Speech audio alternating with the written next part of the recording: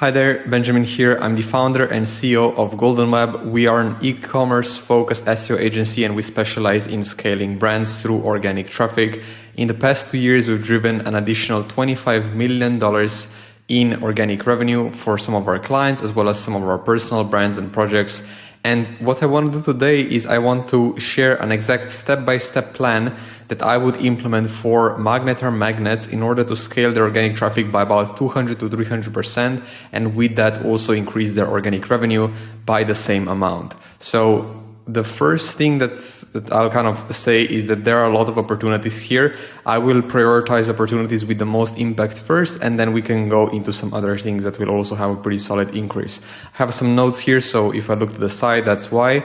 And without a further ado, let's jump straight in. So the first thing that I would like to mention has to do with keyword cannibalization. So in SEO, there is this concept that you always need to have just a single page targeting a single group of keywords or a single intent keyword. Here's what I mean by that. So at the moment you have, for example, magnet fishing kit, fishing magnet, and so on. And what's happening is that a lot of these keywords, for example, you're ranked number 5, number 4, number 3, number 4. So you already have pretty good rankings. But if we were to push these rankings from position 5 to position 2 to position 1, your organic clicks would go up at least 200 or 300%, if not more, just because the click-through rates on the position 1, position 2 are about 2 to 3 times, sometimes even more, higher than the click-through rates of position 5. Now, back to keyword cannibalization, at the moment you have way too many pages optimized for a specific keyword. So for example, here we have magnet fishing kit with 4,800 monthly search volume, and you're ranking in position 5. Now, if you see all this overlap here, these are all the different pages that Google is understanding that they are a good fit to rank for this keyword. The problem is, because we have so many different pages optimized for this particular keyword, Google is not really sure which one is the main one that they should prioritize, and this is causing the issues that you're seeing here. So what's happening is, for example, you're ranking very well with, let's say a collection page and the home page, and then another page will pop in. So for example, the magnet fishing kit, because it's another page that's targeting this keyword, or the accessories, which also features the magnet fishing kit. So the solution to fix this problem is to essentially identify the page that is the most relevant for this specific keyword, and then really optimize that page and de-optimize the others. Because we want to have one page that's exclusively optimized for a specific keyword, and we don't want to mention this keyword on any of the other pages, just so that we're not dealing with this. Because right now, your own internal pages are competing with one another, and that's why you're not able to rank at the top of Google. So this would be one of the first things that I would look at. The second thing is the fact that the keyword research just hasn't been done properly. So at the moment you have a ton of pages. So you have like strong fishing magnets, you have magnets, you have 5 magnet fishing tips, you have barbarian magnet, beast magnet, you have, what else do you have here? I can go into the actual site.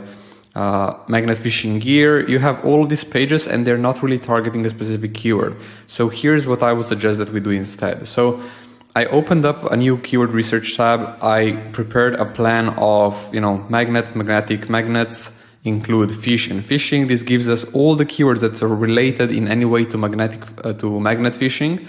And in total, just in the US, we have 1,780 keywords that we can target with a total search volume of 70,000 per month. And in reality, this is going to be about 3 to 5 times higher. Now, what we need to do is we need to have a single page that targets each one of these keywords. So magnet fishing has one page.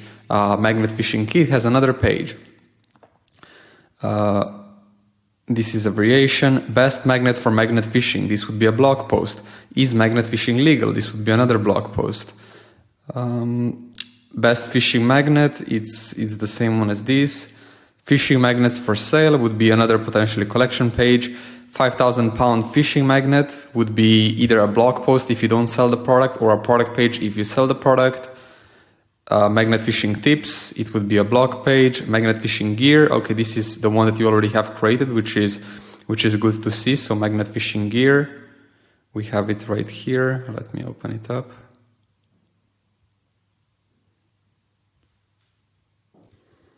So here we have the magnet fishing gear, and one of the things that I would instantly like to point out is the fact that we only mention, I mean, this is an archives page, right? So magnet fishing gear archives. This is not the ideal description that you want to have. And on top of that, what's happening is that you have a no index tag.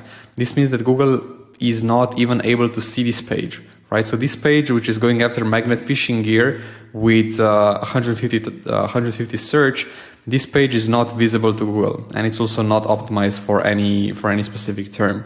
So just making sure that this page gets indexed and adding a bit more relevant content would probably allow you to rank at the top of these at the top of the search results. Let me see.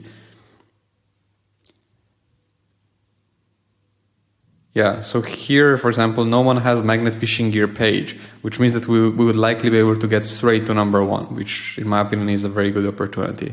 So this would be one more thing that I wanted to mention. We just need to export all of these keywords. We need to create pages and content around them, and then make sure that we just have a single page for a single keyword, and then we just build off of that. So that will be already, I mean, it's a significant opportunity.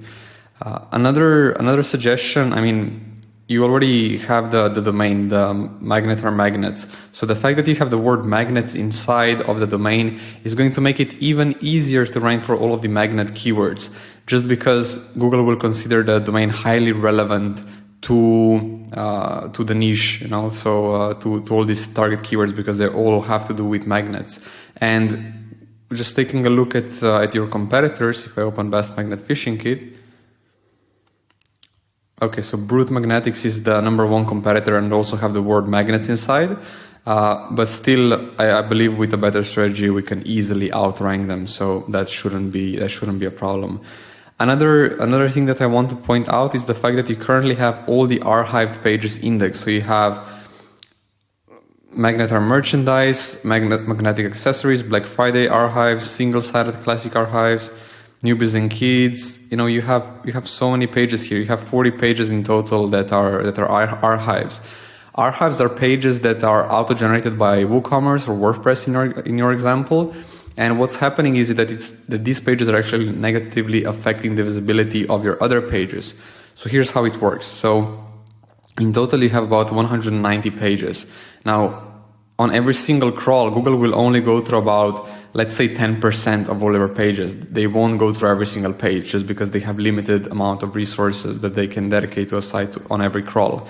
Now, if out of 190 pages, 40 of them are low quality pages that aren't optimized for a specific keyword, then you're better off hiding and no indexing these low quality pages so that you can decrease the overall count. In your case, that would be by about 20%. So if you decrease the overall count of pages indexed inside of Google, you're able to increase your overall visibility by another 20%. So that's going to be super efficient. So that would be another suggestion that I have that has to do with the actual indexing. Another thing that I'd like to point out has to do with your, let me just open up a product page here. So for example, if I go to, I can just open up this one. So for example, we have the double impact product page here with reviews. So I'm seeing that it has 5 stars here from 4 different customer reviews, which is great to see. Now, one of the things that you're really missing out on at the moment is, so for example, okay, so this one has it.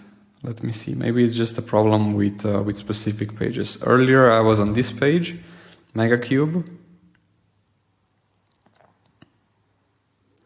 So I was on this page with 1 customer review, and when I opened it up, so this page, for example, doesn't have the customer reviews. And also, like, if you compare the 2 results, so this one is in euros, it has the number of ratings, the number of reviews, but the other one is in dollars and it doesn't have any ratings, which leads me to believe that there is a problem with the product schema. So this is the code is not loading properly, because otherwise you'd be able to display the product reviews on every single product page.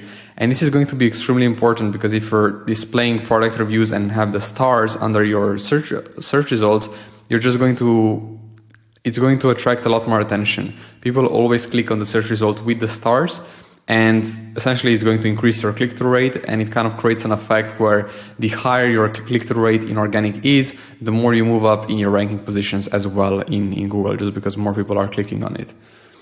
One more thing that I'd like to point out has to do with, if I just go into Magnet Phishing Kit page here.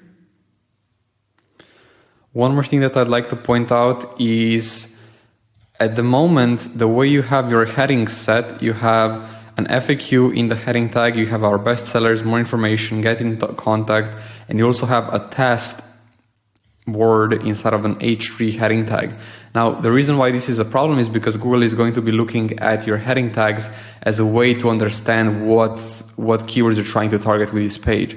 And by having, irrelevant terms inside of your heading tags, it's just going to dilute that relevancy. Google will have a more difficult time understanding what the page is about. So, if you want to additionally optimize this, I would just change all of these heading tags into a paragraph tag, which is going to help you out a lot. In terms of the actual performance of the site, I would say it's quite good, especially on desktop. However, on mobile, just because of the number of pop-ups that you have, and also some of the code and the way that the way your theme is set up, it's not the most efficient. So, for example, you're scoring 50 out of 100, and with WooCommerce and WordPress, this should be easily 90 plus. So I would highly suggest just doing a bit of optimization, page speed optimization, to get this score from 50 to at least 90 or higher on mobile, because that's going to give you another benefit and another plus for SEO. Just because, as you saw here already, like if I open up a page, it can take quite some time for it to actually load. There's a few seconds of delay at the start, so I would look into that. Another suggestion that I would have would be to take a look at the backlinks and potentially do a disavow. The reason for that is because I'm seeing a lot of very, very spammy pages. I will just give you some examples. So, cheap car park, ABL engine, Hip ATH technologies, some websites from Czech Republic, from Switzerland, from Slovakia, I believe. I mean, these sites are just all over the place. I mean, I can even try to open one of these up. Hopefully they don't have viruses on them, but yeah, I mean, these websites are very, very low quality, and this is not something that you want to have, because it's just a matter of time before you drop in your search results.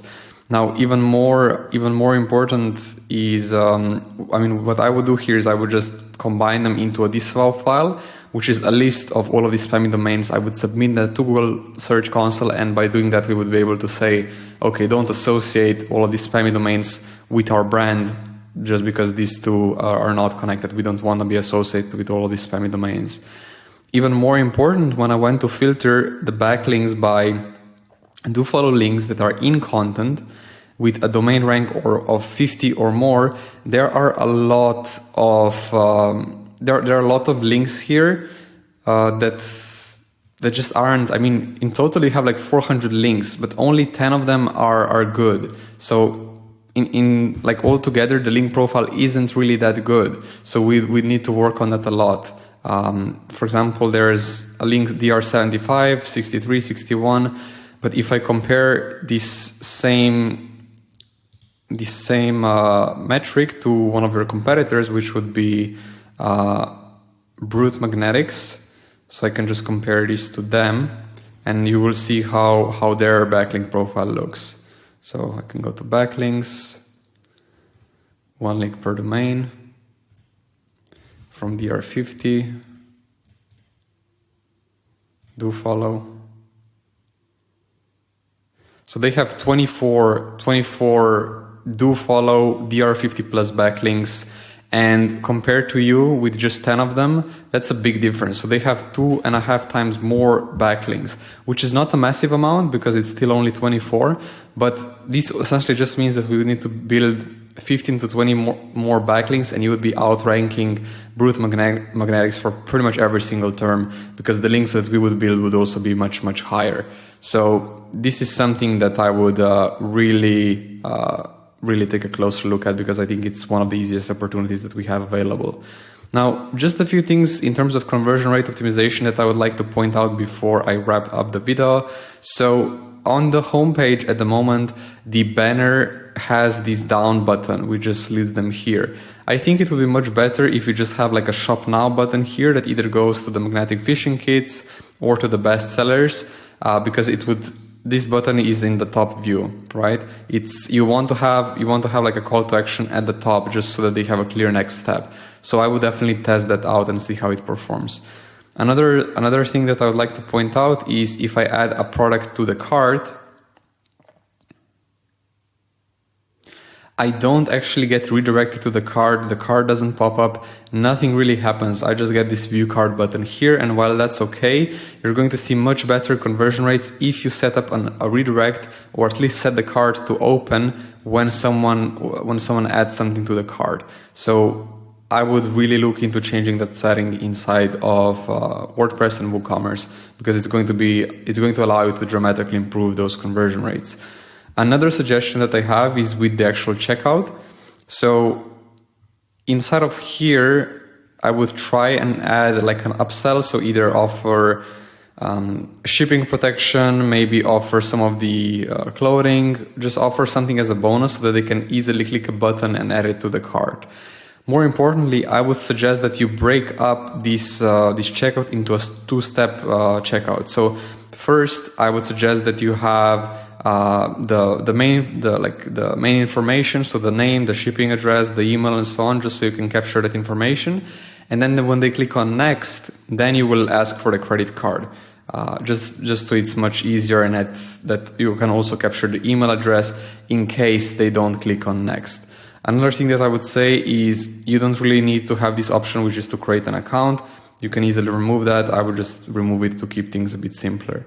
Now, one other thing that I would like to mention just has to do with the upsells. So the upsell you can also put on the back end. So it would be like a post-purchase upsell, offering an additional discount or additional products.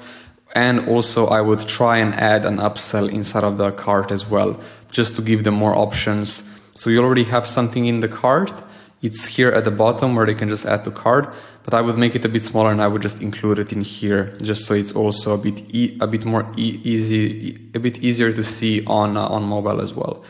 So that's pretty much it. I believe with by implementing these quick wins, by implementing some of the keyword targeting strategy, fixing up the errors and working on a bit of link building, you could easily be positioned as the #1 site for all things magnetic fishing. Currently, the competitor is doing slightly better than you guys, but just with a few small adjustments, you could do a lot better. So happy to answer any questions, happy to give some more info if this is of interest. And yeah, thank you so much for watching.